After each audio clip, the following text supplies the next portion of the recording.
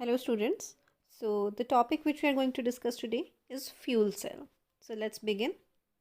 So first of all we will discuss fuel cell. So fuel cell क्या है? Fuel cell एक electrochemical device है जो कि केमिकल एनर्जी को डायरेक्टली इलेक्ट्रिकल एनर्जी में कन्वर्ट कर दे रहा है विदाउट कंबशन प्रोसेस. वहाँ पे कोई भी और कंबशन नहीं हो रहा. जैसे कि आप नॉर्मली फ्यूल्स कोई भी अगर आप फ्यूल लेते हैं तो उसको हम बर्न करते हैं, फिर उसको हम स्टीम जो भी जनरेट होती है उसकी हेल्प से उससे हम टरबाइन को ड्राइव करते हैं. तो ये बहुत लंबा प्रोसेस होता है नॉर्मली फ्यूल्स पर. यहाँ पे फ्यूल से हम केमिकल एनर्जी से ही इलेक्ट्रिसिटी में कन्वर्ट कर दे रहे हैं. हम कोई कंबशन प्रोसेस नहीं है, nothing is there. So it consist of two electrodes. One is anode and the other one is cathode and both of them are separated by an electrolyte. दोनों के बीच में इलेक्ट्रोलाइट है और दोनों के बीच में लोड भी कनेक्टेड है जब इलेक्ट्रिक करंट फ्लो करेगा. और एक साइड से हम हाइड्रोजन को इन करते हैं और दूसरी साइड से ऑक्सीजन को इन करते हैं. So now let's discuss the chemistry behind this fuel cell. तो सबसे पहले हमने डिस्कस किया कि यहाँ पे दो हमारे इलेक्ट्रोड्स हैं. हम एक साइड से हाइड्रोजन को इनपुट करेंगे.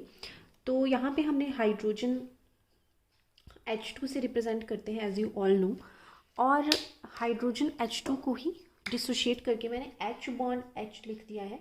और दो मॉलिक्यूल्स हाइड्रोजन के हम लेंगे सबसे पहले, मतलब 2H2 है यहाँ पे. एक H2 ये है और एक H2 ये है. तो जैसे ही वो एनोड पे पहुँचेगा तो उसकी ऑक्सीडेशन होगी. तो ऑक्सीडेशन का मतलब है लॉस ऑफ इलेक्ट्रॉन्स. तो जैसे ये हाइड्रोजन यहाँ पे पहुँचेंगे तो उसके इलेक्ट्रॉन्स वो नॉक ऑफ हो जाएंगे, मतलब बाहर निकल जाएंगे. इलेक्ट्रॉन्स हाइड्रोजन से सेपरेट हो जाएंगे. तो हाइड्रोजन में से जब इलेक्ट्रॉन निकल जाएगा तो इलेक्ट्रॉन अलग हो जाएगा और हाइड्रोजन पे कौन सा चार्ज आ जाएगा? पॉजिटिव, क्योंकि अब उस पर इलेक्ट्रॉन उसका नेगेटिव चार्ज अलग हो चुका है. तो चार आपके अब H पॉजिटिव बचेंगे क्योंकि चार हमारे पास यहाँ पे हाइड्रोजन थे, उनके चार इलेक्ट्रॉन निकाल दिया हर एक का एक, तो चार H पॉजिटिव बनेंगे. तो पहला रिएक्शन जो मैं लिखूंगी वो लिखूंगी 2H2. ठीक है, दो मॉलिक्यूल्स H2 के जब उनकी ऑक्सीडेशन हुई then they get converted into 4H positive plus 4 electrons उसके निकल गए. नाउ नेक्स्ट स्टेप में क्या होगा? अब जो 4 इलेक्ट्रॉन्स निकले हैं ये कैथोड की तरफ को मूव करेंगे और ये एक्सटर्नल हमने लोड कनेक्ट किया है, जो हमने एनोड और कैथोड के बीच में इधर ये लोड कनेक्टेड है. तो अब यहाँ पे करंट फ्लो हो जाएगा क्योंकि ये इलेक्ट्रॉन्स को एक पाथ मिल जाएगा. तो जो इलेक्ट्रॉन्स हाइड्रोजन से सेपरेट हुए तो वो इस एक्सटर्नल हमारे लोड के थ्रू पूरा एक सर्किट कंप्लीट हो जाएगा और करंट फ्लो करना स्टार्ट कर देगा. दूसरी बात, जो H पॉजिटिव आयंस चार हमारे पास बचे हैं ये क्या करेंगे? अब यहाँ पे हमने इलेक्ट्रोलाइट लिया है KOH सॉल्यूशन.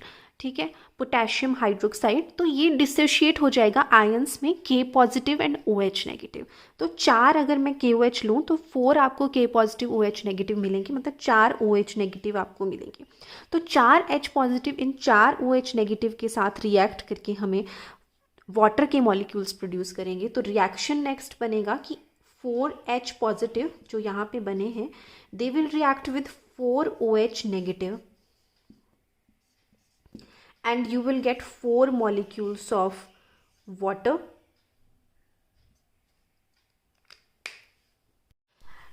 एक और चीज़ मैं यहाँ पे ऐड करना चाहूँगी कि यहाँ पे जो ये इलेक्ट्रोड्स यूज्ड हैं ये पोरस होते हैं, मतलब इनमें पोर्स होते हैं आपके इस तरह से होल्स होंगे बारीक, जिन वो क्या हेल्प करते हैं. जैसे यहाँ पे जैसे ही हाइड्रोजन गया तो उसके इलेक्ट्रॉन्स अलग हो गए, वो इलेक्ट्रॉन्स तो इधर ट्रैवल कर जाएंगे. अब उस हाइड्रोजन को अंदर वाले इलेक्ट्रोलाइट से भी रिएक्ट करना है तो उसको एक तरह से अंदर पहुंचाने का काम करते हैं ताकि रिएक्शन हो सके दोनों में, हाइड्रोजन में और इलेक्ट्रोलाइट में कांटेक्ट हो सके. इसलिए यहाँ पे पोर्स किए जाते हैं. और एक और बात है कि यहाँ पे हम ऑक्सीडेशन को करवाने के लिए उसको एक्सपीडिएट उसकी ऑक्सीडेशन प्रोसेस को हम एक कैटलिस्ट से इसको ज़्यादा फास्ट हम करवा सकते हैं. और तो कैटलिस्ट हम यूज़ करते हैं प्लैटिनम या पैलेडियम, कोई भी कैटलिस्ट हम यूज़ कर सकते हैं जो ऑक्सीडेशन प्रोसेस में हेल्प करेगा और इलेक्ट्रॉन्स को हाइड्रोजन से अलग करने में वो हेल्प करता है एक तरह से. तो प्लैटिनम और पैलेडियम एक तरह से कैटलिस्ट का एक्ट करते हैं. तो यहाँ पे हमने देख लिया 4 मॉलिक्यूल्स ऑफ वाटर अब बन चुके हैं, मतलब 4 वाटर यहाँ पे बन चुके हैं, ठीक है। अब इधर क्या होगा, अब कैथोड में हमारा ऑक्सीडेशन रिडक्शन होगा, ठीक है। तो अब हम रिडक्शन का प्रोसेस देखते हैं। इससे पहले मैंने दोबारा से यहाँ पे ऑक्सीडेशन वाली इक्वेशन लिख दी है, यहाँ से मैं एक ओवरऑल इक्वेशन यहाँ पे बनाती हूँ। तो अब देखो यहाँ पे जो H पॉजिटिव जनरेट हुए वो सेकेंड इक्वेशन में वो कंज्यूम हो गए, तो ये कैंसिल हो गया। तो ओवरऑल जो इक्वेशन बनी आपकी वो क्या बनी, 2H2 plus 4OH negative gives rise to 4H2O plus 4 electrons, क्योंकि जो पहले रिएक्शन में H पॉजिटिव निकले थे वो दूसरे में कंज्यूम हो गए। तो ये आपकी ओवरऑल इक्वेशन बनी है ऑक्सीडेशन की। अब रिडक्शन में देखते हैं, रिडक्शन क्या होता है, गेन ऑफ इलेक्ट्रॉन्स होता है। तो अब यहाँ पे जो 4 इलेक्ट्रॉन्स हैं ये पहुँच के आपके इधर आ चुके हैं, ठीक है। जो 4 इलेक्ट्रॉन्स निकले थे वो इधर आ गए। अब यहाँ पे हम कैथोड पे ऑक्सीजन को इनपुट दे रहे हैं, मतलब O2 दे रहे हैं हम यहाँ से। O2 मतलब O बॉन्ड O। तो अब यहाँ पे आपका गेन होगा इलेक्ट्रॉन्स का, तो ये जो ऑक्सीजन है O2 एक ही मॉलिक्यूल हम यहाँ पे लेंगे, वो प्लस 4 इलेक्ट्रॉन्स जो यहाँ पे पहुँचे हैं वो रिएक्ट करेंगे, प्लस जो वाटर बना है अब आपके सॉल्यूशन में, यहाँ पे 4 मॉलिक्यूल्स ऑफ H2O बने हैं, इनमें से 2 मॉलिक्यूल्स आपके रिएक्ट करेंगे, मतलब 2 जो हैं, ठीक है, 2 मॉलिक्यूल्स H2O के आपस में रिएक्ट करेंगे और ये आपकी अब इक्वेशन बनेगी। सो यहाँ पे अब गेन होगा इलेक्ट्रॉन्स का, तो आपको 4OH नेगेटिव मिलेगा। आप बैलेंस करके देख सकते हैं, देखिए यहाँ पे 2 ऑक्सीजन और 2 ऑक्सीजन 4 ऑक्सीजन है, देखिए, और OH नेगेटिव, देखो 4 मॉलिक्यूल्स हाइड्रोजन के, उनमें 4 इलेक्ट्रॉन्स चले गए तो नेगेटिव चार्ज आ जाएगा। तो ये आपका पूरी रिडक्शन की इक्वेशन बनेगी। अब हम इन दोनों का अगर कंबाइन करके देखें, ठीक है, ऑक्सीडेशन की ओवरऑल इक्वेशन और रिडक्शन की ओवरऑल इक्वेशन, तो जो हमें टोटल इक्वेशन मिलेगी वो क्या मिलेगी, देखो। अब जो यहाँ पे आपके 4 वाटर मॉलिक्यूल्स प्रोड्यूस हुए थे ऑक्सीडेशन में, उसमें से 2 आपके कंज्यूम हो गए यहाँ पे, ठीक है। तो ये आपके कैंसिल आउट हो जाएंगे, जो यहाँ पे प्रोड्यूस हुआ वो ही यहाँ पे कंज्यूम हो गया, तो ये कैंसिल हो गया। यहाँ पे सिर्फ मतलब 2 बचे। अब मैं ओवरऑल इक्वेशन लिख रही हूँ, ठीक है। आप इसको तो पहले लिख लेना, देखो कंफ्यूज मत होना, इसको मैं एज इट इज़ लिख देती हूँ ओवरऑल लिखने के लिए। ये आपकी देखो रिडक्शन की इक्वेशन है, यहीं पे मैं ऑक्सीडेशन की लिखती हूँ। तो 2H2 इसको मैं दोबारा लिख रही हूँ, plus 4OH negative gives rise to 4H2O plus 4 electrons. तो जो पहले 4 इलेक्ट्रॉन्स प्रोड्यूस हुए थे ऊपर वो आपके कंज्यूम हो गए, तो ये कैंसिल हो गए, यहाँ पे सिर्फ 2 बच गए, मतलब, ठीक है। 2 वाटर मॉलिक्यूल्स अब आपके सॉल्यूशन में रह जाएंगे क्योंकि 2 आपके कंज्यूम हो गए। तो धीरे धीरे जो सॉल्यूशन है मतलब वो डाइल्यूट हो जाता है, ठीक है। जो यहाँ पे क्या हो रहा है, जो OH नेगेटिव आपकी स्टार्टिंग में कंज्यूम हुए, लास्ट में तो उतने ही आपको जनरेट हो गए, मिल गए। तो इसमें मतलब आपका OH नेगेटिव की कॉन्सेंट्रेशन तो रिस्टोर हो जा रही है, पर धीरे धीरे आपका क्या हो रहा है, वाटर मॉलिक्यूल्स फॉर्म हो रहा है, तो ये डाइल्यूट हो जा रहा है। अब इसी वजह से हम इस फ्यूल सेल का यूज़ हम स्पेस क्राफ्ट्स में करते हैं, या स्पेस जहाँ पे स्टेशंस होते हैं उधर फ्यूल सेल का यूज़ किया जाता है, और वहीं से इस सॉल्यूशन से ही जो वाटर प्रोड्यूस हुआ है उसी को ड्रिंकिंग पर्पज़ में हम यूज़ कर देते हैं, ठीक है। तो अभी तक हम यहाँ पहुँचे, 2 मॉलिक्यूल्स हमारा ओवरऑल बचा, और जो फर्स्ट रिएक्शन में हमारे 4 इलेक्ट्रॉन्स बचे थे वो यहाँ पे कंज्यूम हो गए, तो ये इलेक्ट्रॉन्स कैंसिल आउट हो जाएंगे। और यहाँ पे भी आप देखिए, जो फर्स्ट रिएक्शन में हमारे OH नेगेटिव हमने कंज्यूम किए थे वो सेकेंड रिएक्शन में प्रोड्यूस हो गए, तो ये भी कैंसिल हो गया। तो ओवरऑल इक्वेशन क्या बनी आपकी, 2H2 plus O2 gives rise to only 2H2O। तो this is your overall equation. So now you can note down this theory for your examination purpose, that fuel cells generate electricity through electrochemical process in which energy stored is converted directly into DC electricity। ये important point है कि यहाँ पे DC में convert हो रहा है, आपका electrochemical process है, chemical energy DC electricity में convert हो रही है। तो उसके बाद आप लिखेंगे it converts free energy in a chemical reaction to electric energy। chemical reaction की energy को इलेक्ट्रिकल energy में convert कर रहा है। after that you can write that it consists of two porous electrodes, दो पोरस इलेक्ट्रोड्स हैं, anode and cathode, और बीच में इलेक्ट्रोलाइट है. Electrolyte can be acidic or alkaline. The electrolyte that is acidic or alkaline is filled between the two porous electrodes and it serves as a carrying media for the charged ions. Charged ions के लिए as a carrier act करता है. After that the fuel hydrogen or carbon monoxide is supplied at one end. Anode side पे हम hydrogen supply करते हैं या कुछ टाइप ऑफ फ्यूल सेल्स में कार्बन मोनोऑक्साइड भी करते हैं, तो आप हाइड्रोजन लिख लीजिए, that is sufficient. And oxidant oxygen और एयर, ऑक्सीजन या फिर एयर को दूसरे एंड दैट इज़ कैथोड पे सप्लाई किया जाता है. The electrolyte between the both the electrodes is kept stirred. Electrolyte को स्टर्ड रखा जाता है, मतलब उसको हम हिलाते रहते हैं ताकि सर्कुलेशन रहे आयंस की, अदरवाइज़ वो स्टैगनेंट हो सकता है. तो उसको आयंस को रीसर्कुलेट करने के लिए उसको स्टर्ड रखा जाता है. तो यही है इसमें. The operation of fuel cell is similar to battery except that continuous supply of fuel is maintained in fuel cell. Fuel cell में हम कॉन्टीन्यूसली हमें फ्यूल्स की सप्लाई को मेंटेन करना पड़ता है, मतलब हमें एक्सटर्नली फ्यूल को सप्लाई देनी पड़ती है. मतलब कि जब तक हम हाइड्रोजन और ऑक्सीजन सप्लाई करते रहेंगे तब तक आपका फ्यूल सेल वर्क करेगा, और अगर सप्लाई बंद हो गई तो फ्यूल सेल ऑपरेट करना बंद कर देगा.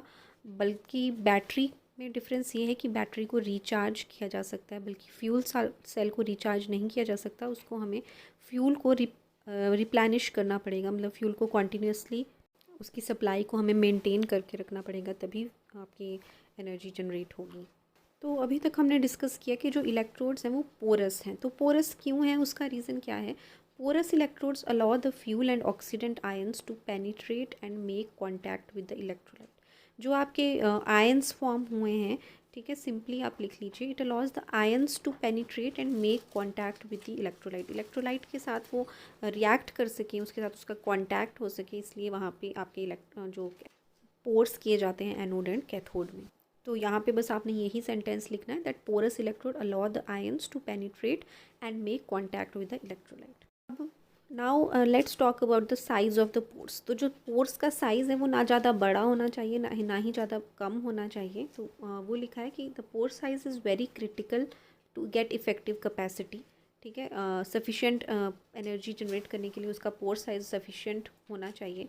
अगर पोर साइज बड़ा है तो फ्यूल गैस भी वहाँ से पास हो जाएगी और वहाँ पे बबल्स फॉर्म हो जाएंगे, मतलब, और वो गैस वेस्ट हो जाएगी. ठीक, बट हमें पूरी की पूरी हाइड्रोजन गैस या जो भी रिएक्टेंट की आपकी गैस है, फ्यूल गैस, उसको पास नहीं कराना, सिर्फ आयंस को पेनिट्रेट कराना है.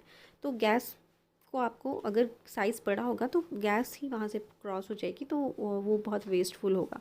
तो लार्ज नहीं होना चाहिए. However if size of pores is too small, अगर बहुत कम है, दैट सफिशेंट कॉन्टैक्ट नहीं हो पाएगा, आयंस भी पेनिट्रेट नहीं कर पाएंगे आपकी इलेक्ट्रोलाइट में, और जो H पॉजिटिव और OH नेगेटिव में रिएक्शन होता है वो भी नहीं हो पाएगा. तो पोर साइज़ आपका ना ज़्यादा कम होना चाहिए, ना ही ज़्यादा छोटा होना चाहिए, ज़्यादा बड़ा होना चाहिए. तो ये सेंटेंस आपने लिखना है, अपने वर्ड्स में लिख सकते हैं. और उसकी कैपेसिटी को और इंक्रीज़ करने के लिए हम कैटलिस्ट्स का यूज़ करते हैं. तो लास्ट जो सेंटेंस है, to increase the reactivity at electrodes, catalysts platinum या फिर सिंटर्ड निकल को ऐड किया जाता है. हमने पहले भी पढ़ा. ये क्या करते हैं, ये उसकी ऑक्सीडेशन जो एनोड पे हो रही है, मतलब लॉस ऑफ इलेक्ट्रॉन्स जो हो रहा है, उसमें हेल्प करते हैं. हाइड्रोजन से इलेक्ट्रॉन्स को नॉक ऑफ करने में वो हेल्प करते हैं. तो ये कैटलिस्ट का यूज़ किया जाता है. और पोर साइज़ को हम बिल्कुल ऑप्टिमम रखते हैं, मतलब जितना रिक्वायर्ड है उतना रखते हैं. तो अब जो रिएक्शंस हो रहे हैं उनको भी मैंने अपने वर्ड्स में लिखा है, आप वर्किंग को. तो एनोड पे ऑक्सीडेशन हो रही है और electrons are knocked off from hydrogen molecules to form H positive ions. तो ये हम पहले ही स्टडी कर चुके हैं. The 4 H positive react with OH negative. जो OH नेगेटिव है वो इलेक्ट्रोलाइट में जनरेट हुए हैं. फॉर एग्जांपल KOH है तो K पॉजिटिव और OH नेगेटिव से जो 4 OH नेगेटिव आ रहे हैं, तो ये दोनों रिएक्ट करके वाटर मॉलिक्यूल बनाएंगे. एंड ओवरऑल रिएक्शन जो होगा वो ये होगा. तो इस तरह से आप अपने वर्ड्स में लिखेंगे. तो ये अभी तक की इक्वेशन ये वाली बनी है. अब कैथोड पे रिडक्शन होगी, मतलब ऑक्सीजन मॉलिक्यूल्स जो इलेक्ट्रॉन्स जनरेट हुए हैं उसके साथ रिएक्ट करके, और जो 4 में से 2 के साथ रिएक्ट करेगी. अब तो ऑक्सीजन प्लस 4 इलेक्ट्रॉन्स ये वाले, और 4 में से 2 वाटर मॉलिक्यूल्स के साथ रिएक्ट करके ये आपके 4 OH नेगेटिव आयंस बनेगी, जो पहले आपके कंज्यूम है, तो जो कंज्यूम है वही आपका बन गया। तो ओवरऑल इक्वेशन ये बन गई, पहले हम डिस्कस कर चुके हैं, तो ये आप अपने थ्योरेटिकल पोर्शन में लिख सकते हैं। So now let's discuss some thermodynamic aspects of fuel cell. So we will be discussing about conversion, efficiency, work output and EMF of fuel cell. So सबसे पहले हम एक ये गिब्स इक्वेशन है, इसको हम एक बार स्टडी करते हैं। तो the change in Gibbs free energy during chemical reaction is given as, तो जी से हम गिब्स फ्री एनर्जी को डिनोट करते हैं। इस इक्वेशन को सिंप्लीफाइड, पहले जो एक्चुअल इक्वेशन है वो है G is equal to H minus TS। तो G जो है वो सिस्टम की गिब्स फ्री एनर्जी कहलाती है किसी भी सिस्टम की। ये आपकी एक्चुअल एनर्जी है जिससे आपका वर्क होता है, ठीक है। जो यूज़फुल वर्क करने में जो एनर्जी यूज़ होती है उसको हम G से रिप्रेजेंट करते हैं। H होती है सिस्टम की जो टोटल एनर्जी है, ओके। और जो ये TS है ये थर्मल लॉसेस हैं जो आपके सिस्टम में होते हैं। सिस्टम को मेंटेन करने के लिए ये लॉसेस होते हैं ताकि वो सिस्टम रन करता रहे, ठीक है। तो टोटल एनर्जी H है, उसमें से जो सिस्टम को रन करने के लिए एनर्जी निकाल दीजिए आप टोटल एनर्जी में से जो एनर्जी आपकी बचती है, ठीक है। टोटल एनर्जी माइनस सिस्टम को रन करने में जो एनर्जी मेंटेन करने के लिए, सिस्टम को मेंटेन करने के लिए जो एनर्जी यूटिलाइज होती है उसको अगर हम माइनस कर दें टोटल एनर्जी में से, तो जो एनर्जी मिलती है वो फ्री एनर्जी है, मतलब वो एनर्जी आपकी एक्चुअल यूज़फुल वर्क कर सकती है। टोटल एनर्जी में से हम मेंटेन करने वाली एनर्जी को सब्ट्रैक्ट कर देंगे, तो ये आपका यूज़फुल वर्क डन कहलाता है, ठीक है। इसको ही अगर मैं चेंज फॉर्म में लिखूं तो लिख सकते हैं delta G is equal to delta H, ठीक है। Change in Gibbs energy is equal to change in enthalpy, इसको हम एंथैल्पी कहते हैं। T delta S change in entropy. So ये आपका change in Gibbs free energy है एंड ये एंथैल्पी चेंज है और ये आपके थर्मल लॉसेज हैं। तो ये आपको इक्वेशन लिखनी है। The change in Gibbs free energy during chemical reaction is given by delta G is equal to delta H minus T delta S। अब यहीं से अगर हमें एफिशिएंसी निकालनी है तो आप बताइए, एफिशिएंसी हम सभी जानते हैं कि एफिशिएंसी आउटपुट अपॉन इनपुट होता है।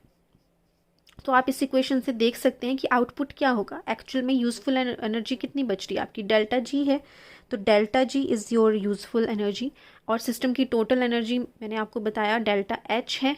तो delta G upon delta H ये आपकी एफिशिएंसी होनी चाहिए। तो यही आपकी एफिशिएंसी होती है। आगे हम देखते हैं, बस आप अभी इस इक्वेशन को नोट कर लीजिए। Now the EMF of fuel cell is given by delta G upon NF। तो डेल्टा G हम स्टडी कर चुके हैं, which is change in Gibbs free energy, ठीक है। तो delta G change in Gibbs free energy है। N is the number of moles of electrons and F जो है इस इक्वेशन में that is equal to Faraday's constant, और उसकी वैल्यू यहाँ पे मैंने लिखी हुई है। तो आपको ये याद रखना है कि EMF ऑफ सेल की क्या इक्वेशन रहती है। So further we will study the work output and efficiency of fuel cell. Also the theoretical work, fuel cell में जो थ्योरेटिकल वर्क है, जितना यूजफुल वर्क हो रहा है, that can be equal to the change in Gibbs free energy. तो theoretical work delta G के equal होता है। Then power output from fuel cell, तो पावर आउटपुट का फॉर्मूला ये है delta G m dot upon capital M। Capital M molar mass hydrogen का है, इसकी वैल्यू गिवन है। एंड m डॉट है mass flow rate of hydrogen, जिसके यूनिट्स kg पर सेकंड में, मतलब एक सेकंड में कितना kg हाइड्रोजन हम सप्लाई कर रहे हैं अपने फ्यूल सेल में, वो आपका m डॉट है। और डेल्टा G आप जानते हैं, तो ये आपका पावर आउटपुट फ्यूल सेल का है। सो अब हम एफिशिएंसी की बात करते हैं। तो आइडियल कन्वर्जन एफिशिएंसी जो है आइडियल केस में, तो ये तो हम जानते हैं रेशो गिब्स फ्री एनर्जी और जो delta H heat of reaction है, उन दोनों की रेशो होती है और इसकी वैल्यू नियरली 70% के इक्वल होती है। Efficiency delta G upon delta H है। तो मैक्सिमम आइडियल केस में 70% हम कंसीडर कर लेते हैं, बट प्रैक्टिकल सेल्स में अगर हम प्योर हाइड्रोजन एंड ऑक्सीजन का यूज़ करते हैं तब भी कन्वर्जन एफिशिएंसी आपकी 50 to 60% होती है प्रैक्टिकल केसेस में, क्योंकि बीच में और भी कई लॉसेस हो जाते हैं। और ये जो एफिशिएंसी है ये इससे भी कम हो जाएगी अगर हम हाइड्रोजन की जगह हाइड्रोकार्बन यूज़ करें और ऑक्सीजन की जगह हम एयर यूज़ करें। मतलब कि हम जानते हैं कि फ्यूल सेल में हमें एक साइड से हम हाइड्रोजन देते हैं और एक साइड से ऑक्सीजन को देते हैं। तो अगर हम हाइड्रोजन की जगह यहाँ पे हाइड्रोकार्बन को इनपुट करें तो वहाँ से हम सिर्फ हाइड्रोजन को एक्सट्रैक्ट जो प्रोसेस होगा उसमें भी एनर्जी आपकी वेस्ट होगी। और अगर ऑक्सीजन की जगह हम यहाँ पे एयर को देते हैं, ठीक है, और प्योर ऑक्सीजन नहीं देते और यहाँ पे हमने प्योर हाइड्रोजन नहीं दिया, बोलने का मतलब ये है हाइड्रोकार्बन और एयर हम देते हैं तो और भी कम हो जाएगी। तो overall efficiency is even lower, और भी कम हो जाती है when oxygen is obtain from air, जब एयर से ऑक्सीजन को लिया जाता है और हाइड्रोजन को हाइड्रोकार्बन से जब हम यहाँ पे इनपुट करते हैं। ऑल्सो एक पॉइंट जो है, मैक्सिमम जो थ्योरेटिकल एफिशिएंसी है, ठीक है, आइडियल केस कंसीडर कर रहे हैं, 100% आइडियल अगर केस है तो मैक्सिमम जो एफिशिएंसी है फ्यूल सेल्स है वो 83% तक अचीव की जा सकती है, ठीक है। बट पॉसिबल नहीं है ये प्रैक्टिकल केस में। तो प्रैक्टिकल में जितना हम अभी तक अचीव कर पाए 70% तक मैक्सिमम हम अटेन कर पाए हैं, बट जनरली जो होती है वो 50 to 60% के करीब होती है। तो ये आपने याद रखना है कि थ्योरेटिकल 83% है और जितना हम आइडियल केस में अभी तक कर पाए हैं मैक्सिमम वो 70 है, बट जनरली 50 to 60% होती है और भी कम हो जाएगी अगर हम प्योर फॉर्म में यूज़ नहीं करेंगे। Now the decrease in efficiency, ठीक है, प्रैक्टिकल जो फ्यूल सेल है उसमें एफिशिएंसी कम है आइडियल फ्यूल सेल के कंपैरिजन में। तो जो डिफरेंस है वो क्यों है, कुछ फैक्टर्स हैं उनकी वजह से आइडियल केस और प्रैक्टिकल केस में डिफरेंस होता है। प्रैक्टिकल केस में कुछ लॉसेस होते हैं तो हम उनको अंडरस्टैंड करेंगे। And to further understand it better let's have a look on the VI characteristics. हम VI कैरेक्टरिस्टिक्स को स्टडी करते हैं फ्यूल सेल के। तो वाई एक्सिस पे सेल वोल्टेज है और एक्स एक्सिस पे करंट डेंसिटी है। तो आप देख सकते हैं अगर हमारा नो लोड वोल्टेज जो है वो इस तरह से है, पर जैसे जैसे हमारा प्रैक्टिकल केस में करंट राइज करेगा तो वोल्टेज जो है वो धीरे धीरे ड्रॉप हो रही है थोड़ा, ठीक है। कुछ वोल्टेज आपके लॉसेस हो रहे हैं जिस वजह से जितनी वोल्टेज आपको मिलनी चाहिए उतनी नहीं मिल रही है। तो VI कैरेक्टरिस्टिक्स आपके इस तरह से रहते हैं। तो यहाँ पे आप देखिए जब करंट 0 है तो आपको वोल्टेज इतनी मिल रही है, जैसे जैसे करंट बढ़ रहा है तो वोल्टेज आपकी थोड़ी सी फॉल कर रही है। तो यहाँ से जो स्टार्टिंग में लॉसेस होते हैं उसको हम एक्टिवेशन पोलराइजेशन से रिप्रेजेंट करेंगे। तो 3 रीजन्स में हम बेसिकली इसको स्टडी करेंगे। तो जो इनिशियली जो लॉसेस हो रहे हैं जब करंट डेंसिटी बहुत कम है उसको हम एक्टिवेशन पोलराइजेशन से उसके लॉसेस को अकोमोडेट किया जाता है, हम स्टडी करेंगे। जो आपकी करंट डेंसिटी आपकी इस यहाँ से इधर तक जो लॉसेस हैं उसको हम इंटरनल रेजिस्टेंस पोलराइजेशन में स्टडी करेंगे। और जो यहाँ पे एंड स्टेजेस में जो आपका लॉसेस हो रहे हैं उनको हम कॉन्सेंट्रेशन पोलराइजेशन से स्टडी करेंगे। तो आप ये नोट कीजिए। So further you can note down that in practical cells theoretical output voltage is not attained, ठीक है, जितनी अचीव होनी चाहिए उतनी वोल्टेज अचीव नहीं होती। और क्या रीजंस हैं वो हम देखते हैं। The difference between theoretical voltage and actual voltage is known as polarization. जैसे हमने ग्राफ में स्टडी किया कि स्टार्टिंग में भी वोल्टेज ड्रॉप है उसको हम एक्टिवेशन पोलराइजेशन बोलते हैं। तो जो ड्रॉप है मतलब थ्योरेटिकली तो वोल्टेज आपकी जितनी नो लोड पे है उतनी ही रहनी चाहिए, but due to some losses जैसे जैसे लोड इंक्रीज़ होता है आपकी वोल्टेज डिक्रीज़ हो रही है। तो जो डिफरेंस है थ्योरेटिकल और आपकी थ्योरेटिकल वोल्टेज आपकी ये है जो नो लोड वोल्टेज है, ठीक है, जितनी आइडियल केस में होनी चाहिए, और ये आपकी प्रैक्टिकल वोल्टेज है जो डिक्रीज़ हो रही है। तो जो दोनों में डिफरेंस है उसको हम पोलराइजेशन कहते हैं। और डिफरेंट हर एक स्टेज पे अलग अलग टाइप की पोलराइजेशन आपकी ज़्यादा होती है। तो इस पोलराइजेशन की वजह से एफिशिएंसी भी आपकी कम हो जाती है। तो सबसे पहले हम एक्टिवेशन पोलराइजेशन स्टडी करेंगे। तो एक्टिवेशन पोलराइजेशन क्या है। तो during initial stages electrons emitted are very less, ठीक है। इनिशियल स्टेजेस में जो इलेक्ट्रॉन्स फॉर एग्जांपल जब आपका फ्यूल सेल वर्क करता है तो हमने स्टडी किया, हम इस साइड से जब हाइड्रोजन देते हैं और एनोड पे आपकी ऑक्सीडेशन होगी और इलेक्ट्रॉन्स निकल जाते हैं उससे और आपके H पॉजिटिव आयंस बनते हैं। तो जो इलेक्ट्रॉन्स आपके निकलेंगे यहाँ पे, ठीक है, इलेक्ट्रॉन्स सेपरेट हो जाएंगे हाइड्रोजन से, वो जो प्रोसेस है वो इनिशियल स्टेजेस में बहुत कम होता है। तो हमें एक्सटर्नल कुछ एनर्जी उसको प्रोवाइड करनी पड़ती है इलेक्ट्रॉन्स को निकालने के लिए।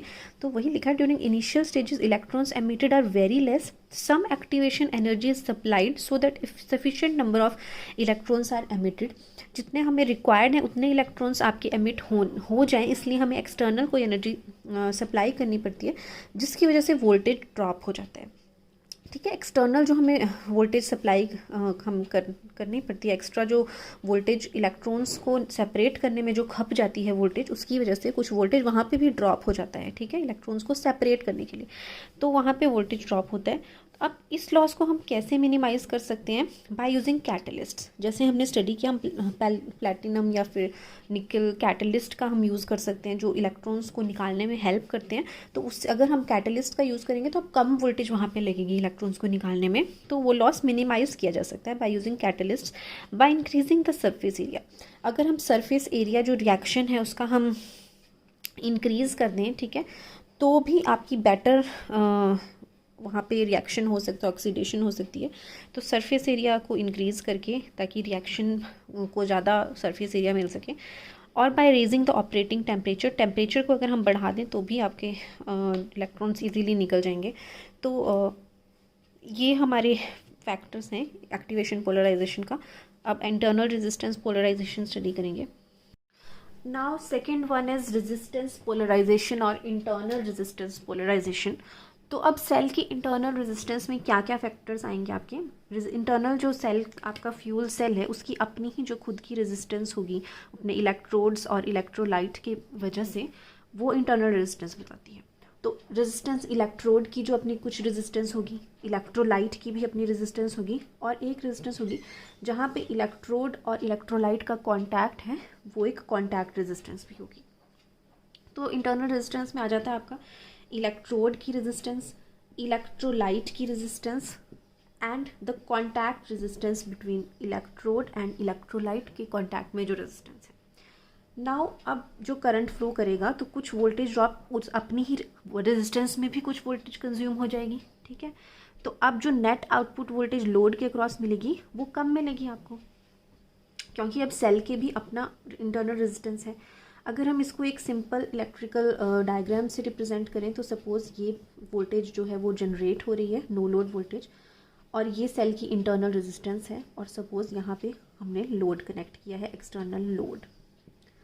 तो यहाँ पे आपकी वोल्टेज सपोज़ V वोल्ट्स ये जनरेट कर रहा है, तो अब करंट I फ्लो कर रहा है, तो कुछ वोल्टेज सेल के इंटरनल रेजिस्टेंस में भी ड्रॉप हो जाएगा, IR ड्रॉप यहाँ पे भी हो जाएगा। तो जो लोड के क्रॉस मिलेगा आपको वो V माइनस IR मिलेगा। ठीक है, क्योंकि कुछ इंटरनल रेजिस्टेंस में ड्रॉप हो गया।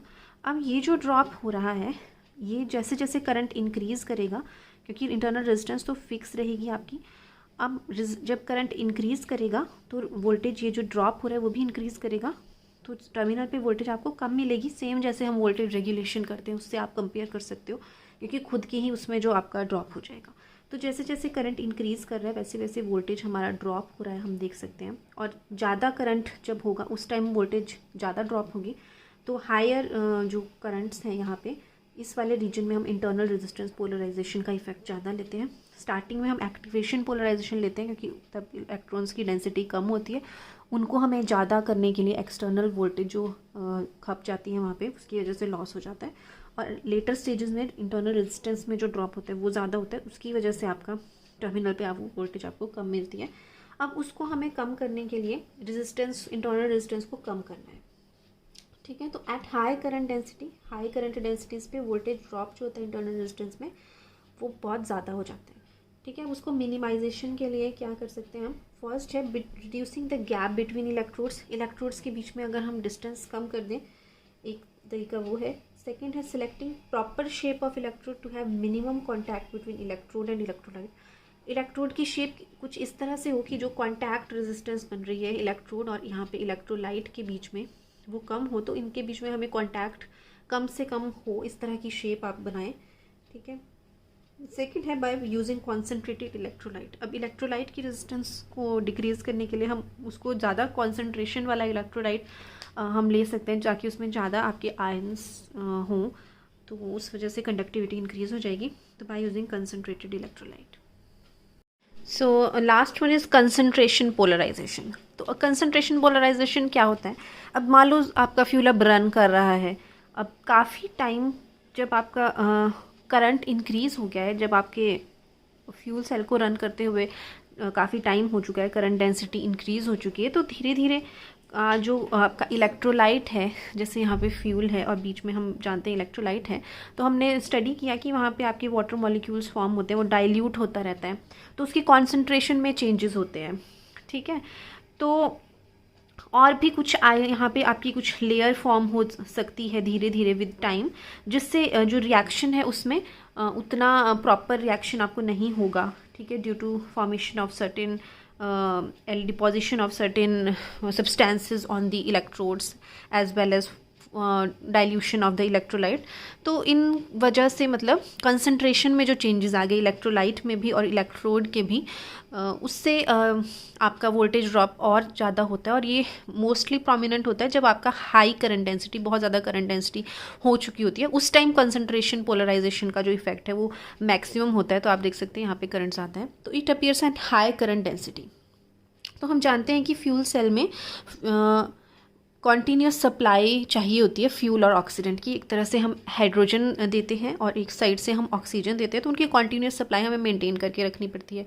Also products must be removed continuously. Also जो यहाँ पे आपकी वाटर बन रहा है या अदर जो भी एलिमेंट्स यहाँ पे डिपोजिशन हो रही है with the passage of time, उसको कॉन्टीन्यूसली हमें रिमूव भी करते रहना होता है।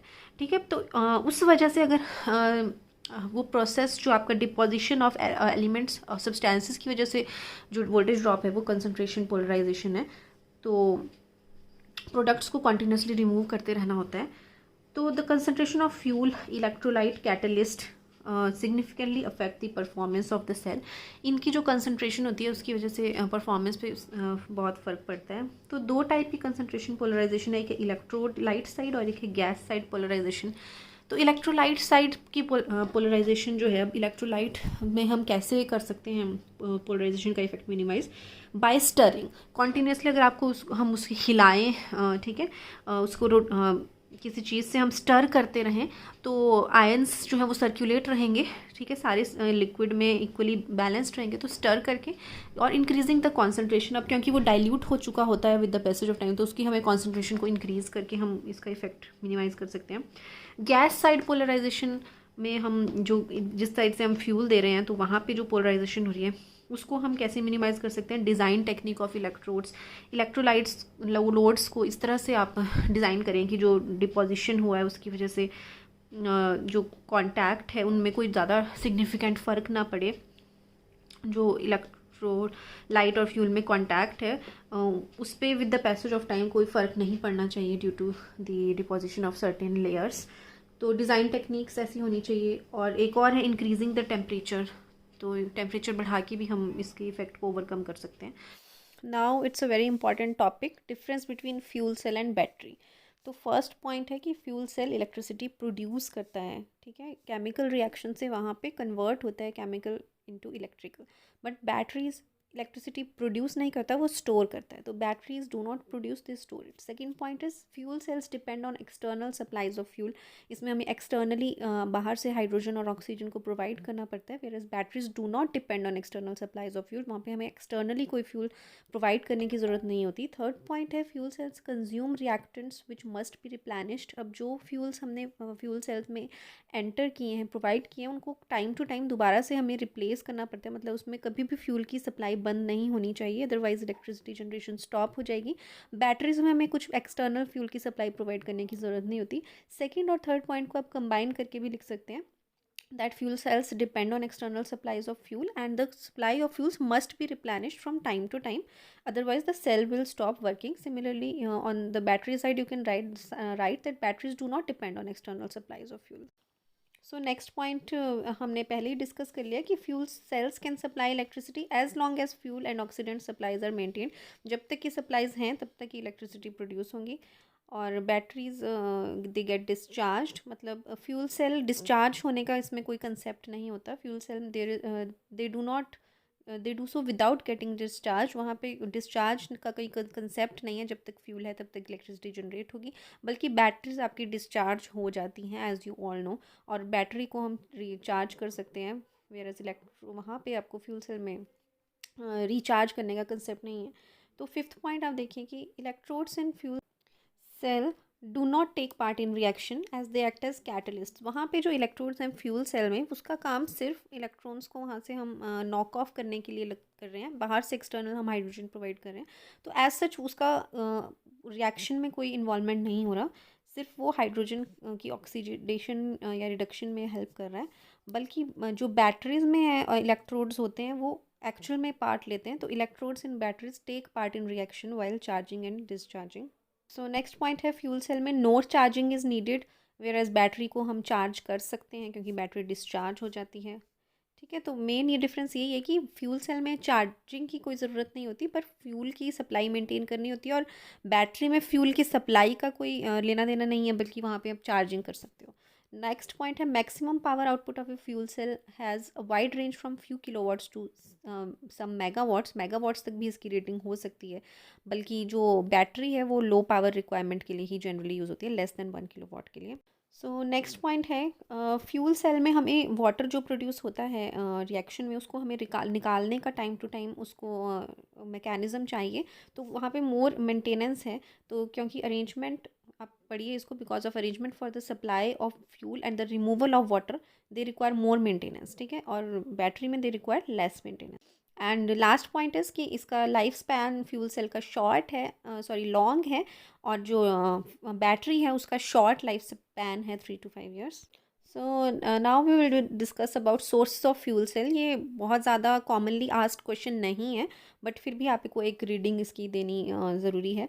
तो जो हाइड्रोजन हम प्रोवाइड करते हैं फ्यूल सेल में, वो या तो आप बहुत रॉ मटेरियल से हम उसको ऑब्टेन कर सकते हैं। तो सबसे पहला जो सोर्स है वो है हाइड्रोजन H2। तो डायरेक्टली ये नेचर में अवेलेबल नहीं होता, it is not available directly in nature. तो डिफरेंट रॉ मटेरियल से इसको प्रोड्यूस किया जाता है। तो प्योर हाइड्रोजन को रॉ मटेरियल से एक्सट्रैक्ट किया जाता है। तो आप पढ़ेंगे हाइड्रोजन में storage of pure hydrogen is very expensive, therefore it is generally processed from raw materials and used in fuel cell. ठीक है, रॉ मटेरियल से उसको ऑब्टेन किया जाता है। तो और आपका सेकंड है हाइड्रोजन। तो हाइड्रोजन एक लिक्विड फ्यूल है, इनडायरेक्ट एक तरह से हाइड्रोजन का सोर्स है, तो इसको भी हम फ्यूल सेल में यूज़ कर सकते हैं। नेक्स्ट है अमोनिया, तो ये भी एक इनडायरेक्ट सोर्स है। तो इसको भी हाइड्रोजन और नाइट्रोजन में डिकम्पोज किया जाता है। It is decomposed into a mixture of hydrogen and nitrogen. Next is liquid hydrocarbon. Liquid hydrocarbon को नैप्था भी कहते हैं, और उसको भी हम हाइड्रोजन और कार्बन मोनोऑक्साइड में रिफॉर्म कर सकते हैं। Next gaseous hydrocarbons like methane, propane, इसको भी हम मिक्सचर ऑफ हाइड्रोजन और कार्बन मोनोऑक्साइड में रिफॉर्म कर सकते हैं हाई टेम्परेचर पे। नेक्स्ट है आपका मिथेनॉल। तो इसको हम इनडायरेक्ट भी यूज़ कर सकते हैं और डायरेक्ट भी यूज़ कर सकते हैं।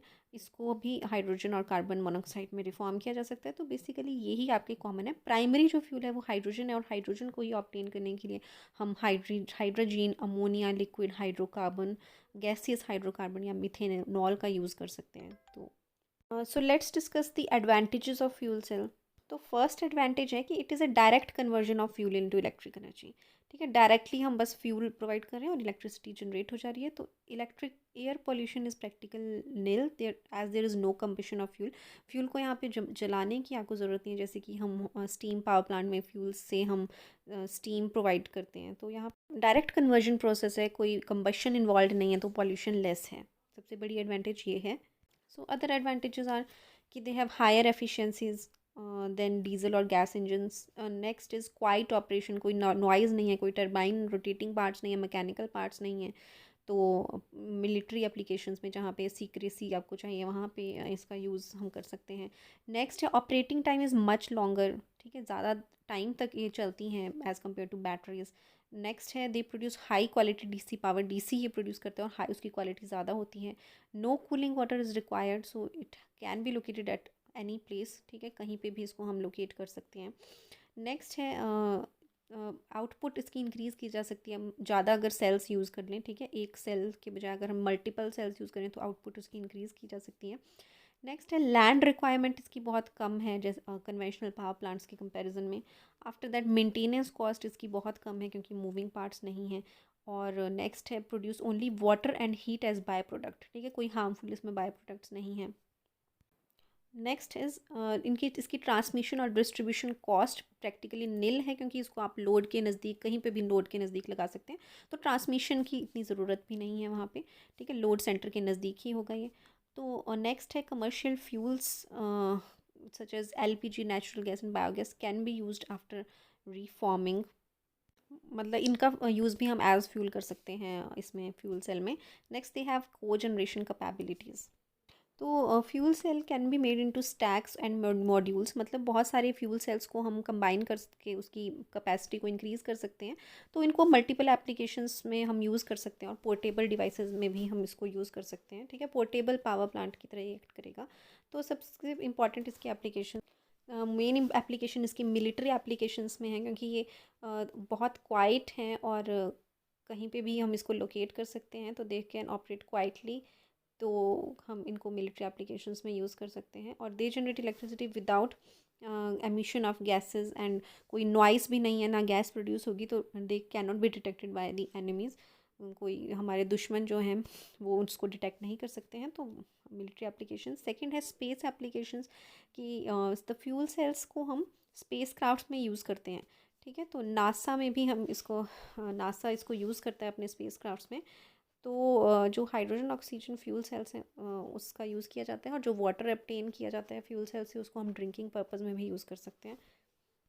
So other applications are automobile applications. तो करंटली यूएस में hydrogen fuel based automobile system भी बिगिन हो चुका है, आप उसके बारे में और पढ़ सकते हैं नेट पे। Next electricity generation. तो इलेक्ट्रिसिटी जनरेशन में भी हम फ्यूल सेल, ये तो हम जानते हैं कि फ्यूल सेल को से हम इलेक्ट्रिसिटी जनरेट कर सकते हैं। नेक्स्ट है ऑफ ग्रिड पावर एप्लीकेशंस, क्योंकि हम ये ग्रिड इंडिपेंडेंट है, इसको ग्रिड में कनेक्ट करने की ज़रूरत नहीं होती है। तो इसको कोई जो भी आपके ऑफ ग्रिड स्मॉल विलेजेस हैं या रिमोट लोकेशंस हैं वहाँ पे जहाँ पे आपकी पावर की ग्रिड नहीं है वहाँ पे भी हम इसको फ्यूल सेल लगा सकते हैं, तो off grid power applications. Next है combined heat and power applications. तो हम जानते हैं कि फ्यूल सेल में हीट भी एक बाई प्रोडक्ट निकलती है, तो जो एनर्जी आपकी एज हीट वेस्ट हो रही है फ्यूल सेल में उसको हम यूज़ हीटिंग में भी कर सकते हैं। तो the wastage can be utilize for heating purposes, जो वेस्ट हीट है उसको हीटिंग पर्पज़ में यूज़ करते हैं, तो इसी प्लांट को हम कोजनरेशन प्लांट कहते हैं, ठीक है। कंबाइंड हीट एंड पावर मतलब एक उसी प्लांट से आपका इलेक्ट्रिसिटी भी जनरेट हो रही है और साथ में आप उसमें जो हीट वेस्ट हुई उसका यूज़ आपने हीटिंग पर्पज़ में कर लिया। तो को जनरेशन मतलब एक साथ दो जनरेशन्स हो रही हैं, heat and electricity. Next portable devices applications. तो जो स्मॉल फ्यूल सेल्स हैं उनको माइक्रो फ्यूल सेल्स भी कहते हैं और पोर्टेबल जो आपके camera, laptop, mobile phones etcetera वहाँ पे हम यूज़ कर सकते हैं क्योंकि इनकी लॉन्गर लाइफ होती है as compared to your batteries. Now we will study about the environmental impact. तो फर्स्ट है इसमें कि सिर्फ वाटर और हीट आर बाय प्रोडक्ट्स, तो कोई पॉल्यूशन नहीं हो रहा। Second is no cooling water is required, क्योंकि इसमें हमें कूलिंग की ज़रूरत नहीं है क्योंकि जो हीट प्रोड्यूस हो रही है उसको आप अदर हीटिंग पर्पज़ में यूज़ कर सकते हैं। तो as heat can be used in cogeneration plant, ठीक है। और फॉर फ्यूल रिफॉर्मिंग मतलब जो हमने हाइड्रोजन को ऑब्टेन करना है, मान लो किसी और फ्यूल से हमें हाइड्रोजन एक्सट्रैक्ट करना है, तो उस प्रोसेस में जो हीट रिक्वायर्ड होती है हम उसका ही उसमें हम जो हीट प्रोड्यूस हो रही है इसमें वेस्ट हीट उसी से हम उसको उससे ऑब्टेन कर सकते हैं उस प्रोसेस में भी। तो थर्ड है कि amount of carbon dioxide emission is least as compare to other conventional power plants, और उनके कंपैरिजन में इसमें जो कार्बन डाइऑक्साइड एमिशन है वो बहुत कम है, तो इसके पॉल्यूशन बहुत नेग्लिजिबल होता है इससे। फोर्थ पॉइंट है कि the storage of hydrogen poses risk. इसमें बस एक ही प्रॉब्लम है कि हाइड्रोजन हाईली इन्फ्लेमेबल होता है, बहुत ज्वलनशील है, जल्दी कैच कर लेता है फायर, तो उसका बस प्रॉब्लम है स्टोरेज ऑफ हाइड्रोजन की। तो hydrogen can be liquefied and stored in large insulated cryogenic insulated vessels, but liquefying of hydrogen is very expensive. तो सोल्यूशन ये कि हम हाइड्रोजन को लिक्विफाई कर दें, ऑब्टेन कर दें। पहले तो उसको रॉ मटेरियल से हमें हाइड्रोजन एक्सट्रैक्ट करना पड़ेगा, फिर उसको हम लिक्विफाई कर दें और फिर वेसल्स में हम उसको स्टोर कर दें। बट ये जो प्रोसेस है लिक्विफाइंग का ये बहुत एक्सपेंसिव होता है, तो ये इसका थोड़ा प्रॉब्लम है. Otherwise it is beneficial for the environment as pollution cause it is least. So thank you. Hope you have understood this lecture and liked it.